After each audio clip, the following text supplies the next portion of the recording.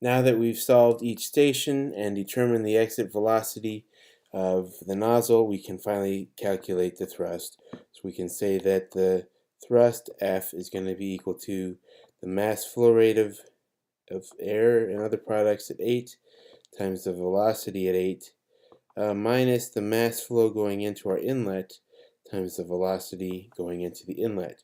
So of course the mass flow at 8 is going to have contributions from both the core and the bypass stream and any fuel that were burned. So we'll have our bypass ratio added to our fuel to air ratio, and all of that times our core mass flow of m dot. So again, m dot is 155 pounds mass per second. Our fuel to air ratio we already calculated is 0.0236. And of course we're given our bypass ratio is 3.5. So from that we can calculate that mass flow at 8 is going to be 701.16 pound mass per second. We can make a similar calculation for the mass flow going in the area, going through the inlet.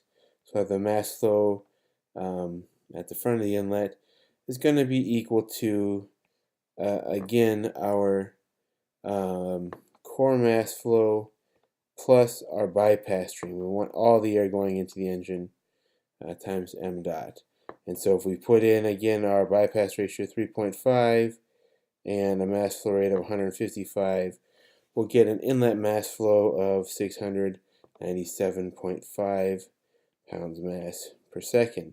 So really the only difference between these two is, of course, we have the fuel to air ratio included for the exit of the nozzle, and upstream at the inlet of the nozzle we haven't had any fuel burning, there's no fuel introduced, so we don't have that mass flow rate up above. So there's a slightly smaller mass flow rate than we have at the exit of the nozzle. I guess I should also mention there could be a term added on to our thrust here for our pressure effects, PE minus PA. Again, we've got it set up so that our exit pressure matches PA, so that's all canceled out. So that means that we can just calculate our thrust, saying we'll have our mass flow rate at station 8 is 701.16 pound mass per second, and then U8 is the velocity, the nozzle exit velocity we just calculated, 1602.38 feet per second, minus our inlet velocity, or mass flow, 697.5 pounds mass per second, times our velocity, which is going to be 837.92 feet per second.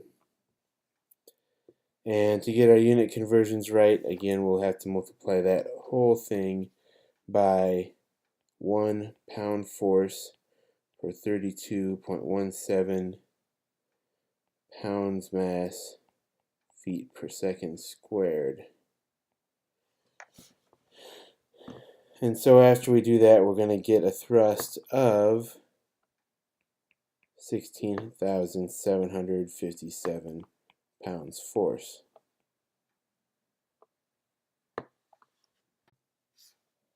Lastly, we can calculate the thrust-specific fuel consumption, TSFC, which again is just defined to be the mass flow rate of fuel required to generate a certain amount of thrust.